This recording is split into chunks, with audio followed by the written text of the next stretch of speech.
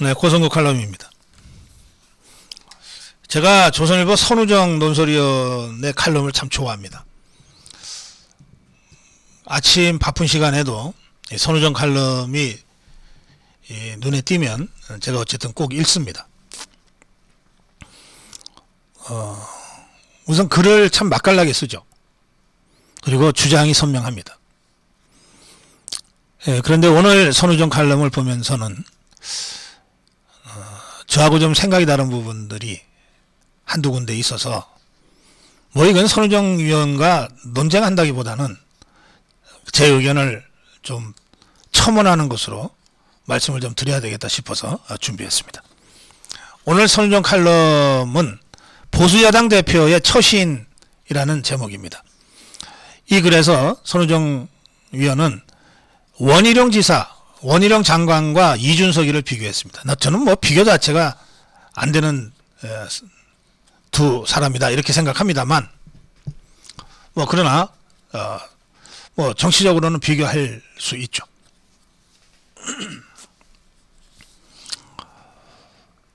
자, 선우정 칼럼을 잠깐 따라가 보겠습니다. 정치인에게 감동하는 경우가 가끔 있다.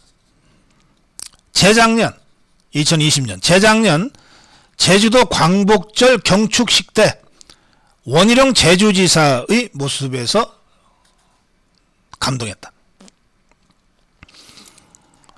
광복회 관계자가 김원웅이의 기념사, 이승만 대통령과 백선엽 장군을 맹비난하는 김원웅이의 기념사를 대독할 때 원희룡 지사가 그 기념사가 끝난 후 단상에 올라가서 이를 반박했는데 분명히 짚고 넘어가지 않을 수 없는 부분이 있습니다. 원희룡 지사의 축사입니다. 분명히 짚고 넘어가지 않을 수 없는 부분이 있습니다. 치우친 역사관을 기념사라고 대독하게 한 처사에 대해 매우 유감입니다. 김일성 공산군대가 대한민국을 공산화시키려고 왔을 때 목숨을 걸고 나라를 지켰던 군인과 국민이 있습니다. 그 중엔 일본군에 복무했던 분도 있습니다. 역사 앞에서 우리는 공과 과를 겸허하게 봐야 합니다. 이렇게 축사를 했어요. 그때 원희룡 지사도 당연히 단체장이었기 때문에 그리고 광복절에 제주도 광복절 행사의 주빈이었죠. 축사가 미리 준비된 원고를 손에 들고 있었습니다. 그 동영상에도 나옵니다. 그런데 김원웅의 광복사 기념사가 그 막말 수준의 기념사가 대독되는 것을 보고 그 다음 순서에 나가면서 손에 들었던 원고를 내려놓습니다. 그리고 원고 없이 즉석에서 조금 전에 제가 읽어드린 이런 연설을 합니다. 선우정 위원도 바로 그 대목을 보고 감동했다고 지금 얘기하는 겁니다. 자, 이게 2020년에 있었던 2020년 광복절에 있었던 것입니다. 장면입니다. 그리고 이제 한 해가 바뀌었어요. 2021년 작년 8.15의 장면입니다. 김원웅이는 그 1년 사이에 더 독이 올라갔고 그야말로 개차반 이 막말을 연일 입에 달고 다녔습니다. 노골적인 저주 수준으로 발언 수위가 올라갔습니다. 과거의 보수 정부를 전부 친일 정권으로 단정하고 이들은 대한민국 법통이 조선 총독부에 있다고 믿는다는 황당한 망언까지 했습니다. 그 경축사, 그 기념사를 김원웅이가 연설하는 동안 문재인이는 그 자리에 앉아서 아무 말도 하지 않고 경청하고 있었습니다. 동감한다는 뜻이죠. 대통령이 참석하는 8.15 경축사에 광복회 회장의 기념사가 사전에 청와대에 의해서 검증되지 않을 수가 있습니까? 문재인이가 그래 그렇게 해 라고 했으니 그런 기념사가 공식 행사에서 낭독이 됐겠죠. 자, 이거 같은 편이니까 그럴 수 있다고 본다. 선우정 위원은 이렇게 얘기합니다. 같은 편이니까. 문재인이하고 김원웅이는 그럴 수 있다고 본다. 같은 편이니까. 그런데 그때 단상에 야당 대표도 있었다. 이준석이가 있었다. 만약에 그 자리에 원희룡이 야당 대표로 앉아 있었다면 중계를 중단 요구하고 항의하고 퇴장했을 것이다.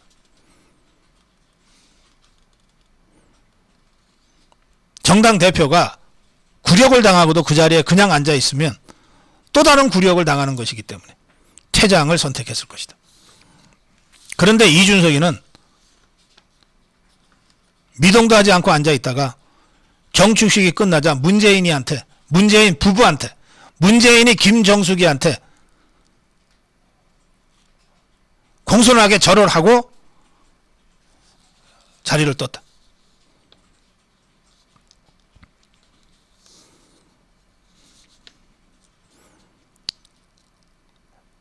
이 좌파들의 막말이 공개적으로 이루어지는 현장에 야당 대표로 참석을 했다면 어떤 형태로든 항의하는 것이 야당 대표의 책무였는데 이준석이는 그걸 하지 않았다. 지난달에 이준석이가 눈물의 회견을 하면서 개고기 발언을 하는 바람에 개고기 발언만 언론의 주목을 받았는데 이때 한 이준석의 발언 중에는 국민의힘 지지층 절반이 태극기를 보면 자동으로 왼쪽 가슴에 손이 올라가는 국가중심 가치를 중시하는 당원, 나라에 대한 애국과 국가주의라고 하는 전체주의 파시즘조차 구별하지 못하는 이준석의 이런 망발이 있었다. 또 썩어 문드러진 반공 이데올로기, 60년째 북풍에 나발을 부는 집단이라고 윤석열 정권을 비판했다. 자유우파를 비난했다.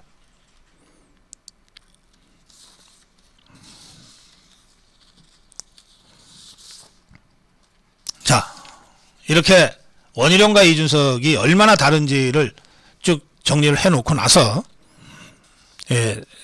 선우정 위원의 다음 논제는 도덕성 문제인데요. 제가 선우정 위원과 좀 생각을 달리하는 부분은 바로 이 부분입니다. 보수의 관점에서 선우정 위원의 주장입니다. 보수의 관점에서 이준석의 핵심 문제는 도덕성이다. 박근혜 정부 때 어떤 총리 후보자는 변호사 수임료 16억 원 때문에 물러났다. 법적으로 문제가 전혀 없었지만 도덕성을 중시해 자진 사퇴했다. 보수적 가치에 충실했기 때문이다. 이 선우정 위원이 얘기한 이 사람은 안대희 대법관일 겁니다. 안대희 대법관은 그때 물러나면서 국민 눈높이에 맞지 않는 너무 많은 이 수임료를 받았다, 사회 환원하겠다고 약속했고 그 사회 환원을 지금도 지키고 있는 걸로 제가 알고 있습니다. 훌륭한 인품과 인격을 갖춘 진짜 보수죠. 그런데 이준석이는 그게 못 미친다. 이런 주장입니다. 그런데 저는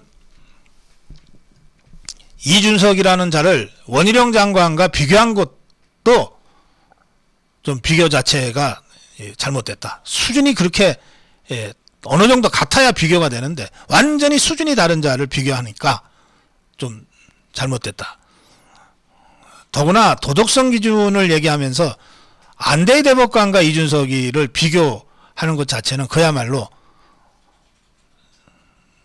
이준석이를 과대평가에도 이만저만 과대평가한 것이 아니다. 이건 어불성설이다. 이렇게 제가 느꼈습니다. 그래서 제가 한마디 드립니다.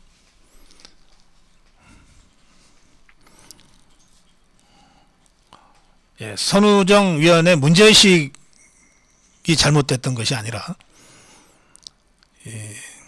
도덕성 문제로 이준석의 문제를 접근하는 것, 이거 잘못 접었다. 이준석에게는 도덕성, 애초에 없는 자다. 이 자는 애초에 도덕성도 없고 염치도 없고 자유민주주의에 대한 철학도 없고 자유우파 이념도 없다. 오로지 있다면 천박한 정치기술밖에 없다. 천박한 정치기술밖에 없다. 정치인들한테는 다 정치기술, 정치 테크닉이 필요합니다. 그런데 그것이 철학과 이념과 도덕과 염치에 기반했을 때 그 정치기술이 정치력이 되는 거예요.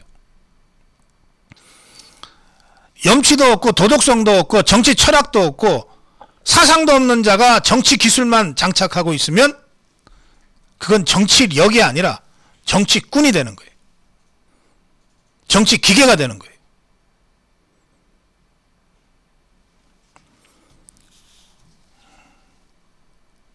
물도 산속의 깊은 샘물도 사슴이 먹으면 약이 되지만 독사 새끼가 먹으면 독이 됩니다. 물이 잘못입니까? 물의 잘못이 아니에요. 그 물을 먹고 독을 만드는 독사 새끼의 잘못이죠. 지금 이준석의 머릿속에는 세 가지가 꽉 차 있다고 생각합니다. 첫째, 사법의 철퇴를 어떻게 피할 건가? 이제 감옥 갈 것 같으니까 이거 어떻게 도망가지?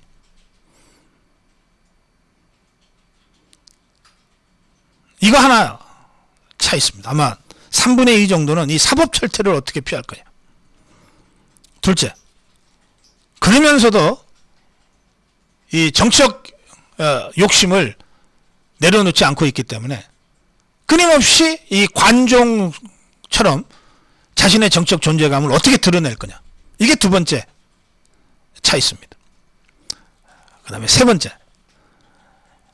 그래서 이번에 위기만 잘 넘어가면 잘 빠져나가서 감옥에 안 가고 자신의 존재감만 잘 유지하면 그러면 1년 반 후에 총선에서 내가 국회의원 될 수도 있어.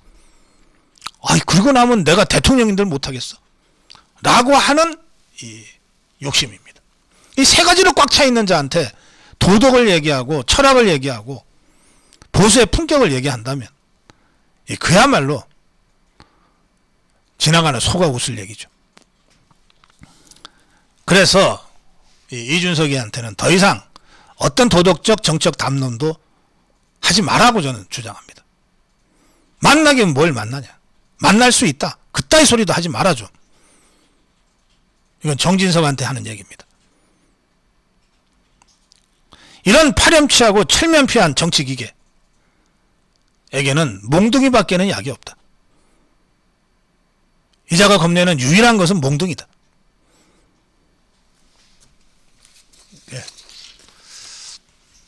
고성국 칼럼이었습니다.